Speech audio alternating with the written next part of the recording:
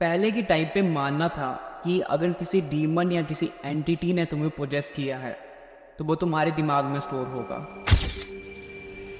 You should thank to modern medical facilities. अब मैं ऐसा क्यों कह रहा हूँ? क्योंकि अभी का जो टाइम है उसमें प्रॉब्लम्स काफ़ी इजीली सॉल्व हो जाती हैं, लेकिन हमेशा से ऐसा नहीं था। पहले का जो टाइम था उसमें सर्जरीज काफ़ी ज़्यादा डिस्गस्टिंग और पेनफुल होती थी। उस टाइम पे डॉक्टर्स ऐसे प्रोसीजर्स यूज़ करते थे जिनको सुनकर तुम्हारी हालत ख़राब हो जाएगी और तुम्हारा डॉक्टर्स को देखने का नज़रिया बिल्कुल बदल जाएगा। अगर ये वीडियो देखकर तुम्हें अनईजी फील नहीं होता है, then congratulations, now you are the member of ready for nightmare.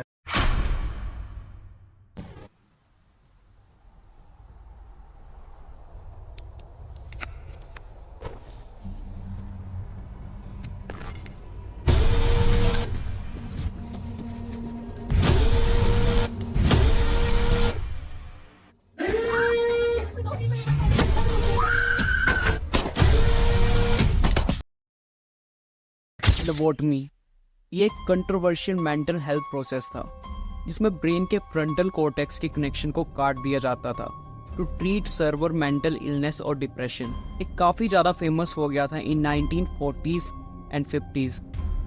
इस टाइम पे जो पेशेंट थे जो मेंटली इल थे उन्हें एक चेयर पे बिठा दिया जाता था, उनके सर को एक टेबल के ऊपर रखा जाता था, एक आइस पिक का यूज़ किया जाता था और उस आइस पिक को आइज के थ्रू जो हमारा आई बॉल होता है उसको नीचे करके अपर कैविटी के थ्रू ब्रेन में पेनिट्रेट कराया जाता था। मतलब फ्रंटल जो ब्रेन का फ्रंटल कॉर्टेक्स होता है उसमें पेनिट्रेट कराया जाता था और ये प्रोसेस बार बार रिपीट किया जाता था, वो भी बिना किसी एनेस्थीसिया के। तुम खुद सोचो ये कितना ज़्यादा रिस्की और कितना ज़्यादा पेनफुल होगा। इसका मेन पर्पस था प्री फ्रंटल कॉर्टेक्स को बाकी ब्रेन से अलग कर दिया जाए और कहीं ना कहीं ये डिपेंडेंट होता है बाकी ब्रेन पे for decision making and thinking purpose. Her part of this process is ये 4 साल से कम उम्र के बच्चों पर भी किया जाता था फॉर चेंज देयर पर्सनैलिटीज।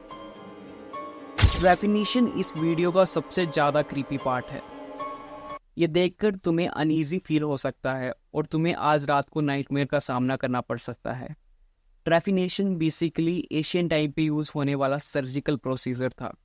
पहले के टाइम पे मानना था कि अगर किसी डीमन या किसी एंटिटी ने तुम्हें पोजेस किया है तो वो तुम्हारे दिमाग में स्टोर होगा। जब एक्सोरिज्म के थ्रू भी इसका कोई इलाज नहीं होता था तो ट्रेफिनेशन यूज़ किया जाता था। अब इसको मैंने क्रीपी इसलिए कहा था क्योंकि इसमें ह्यूमन के स्कल में एक होल ड्रिल किया जाता था और ये जिस इंस्ट्रूमेंट के थ्रू किया जाता था उसे देखकर तुम्हारी हालत ख़राब हो जाएगी। इसमें विक्टिम के सर को एक टेबल के ऊपर रखा जाता था और उस टाइम पे एनेस्थीसिया नहीं हुआ करता था, तो जो ह्यूमन सेंसेस होते हैं उनको डल करने के लिए अल्कोहल और हर्ब्स का यूज़ किया जाता था। फिर भी जो विक्टिम था उसे पेन फील होती थी, उसके लिए प्रोसीजर काफ़ी ज़्यादा पेनफुल रहता था।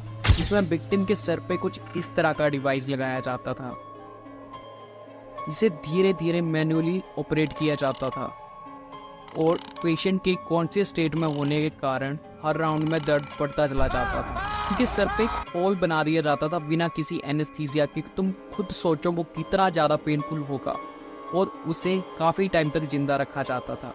अब उस टाइम पे सर्जरी को क्लोज करने का कोई कंसेप्ट नहीं था, तो सर्जरी को या तो फिर खुला छोड़ दिया जाता था या किसी कपड़े से बने बैंडेज से उसे ढक दिया जाता था, जिसमें इन्फेक्शन या फिर ब्रेन डैमेज के कारण काफ़ी सारे लोगों को अपनी जान गंवानी पड़ती थी।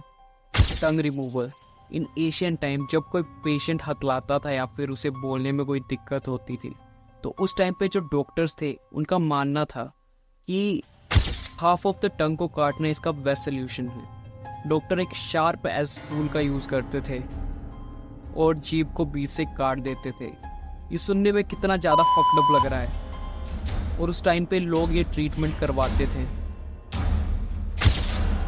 वाटर बोर्डिंग एक प्रोसीजर था फॉर मेंटली इल पीपल। उस टाइम पे जो डॉक्टर्स थे उनका मानना था जो पेशेंट्स मेंटली इल या फिर अनस्टेबल हैं उन्हें ठीक किया जा सकता है सिर्फ शॉक देकर। इसमें पेशेंट्स को चेयर पे बिठा दिया जाता था और उनके सामने एक पानी से भरा हुआ टब रख दिया जाता था डॉक्टर्स और नर्सेज आती थी और उसके आसपास घूमने लगती थी और उससे बातें करने लगते थे। वो उसे नॉर्मल फील कराते थे और बिना किसी वार्निंग के उस पेशेंट का सर पकड़ के उस पानी से भरे टब में डाल दिया जाता था और उस सर को उसमें तब तक रखा जाता था जब तक वो पेशेंट बेहोश ना हो जाए या अनकॉन्शियस स्टेज में ना चला जाए। के बाद वो वेट करते थे कि पेशेंट कब होश में आएगा और इस प्रोसीजर को वो बार बार रिपीट करते थे। इस प्रोसीजर में बहुत सारे लोगों की जान चली गई थी। ये प्रोसीजर ट्रीटमेंट के नाम पे टॉर्चर था। दिस इज़ अनबिलीवेबल कि कोई डॉक्टर इस तरह की हरकतें कैसे कर सकता था।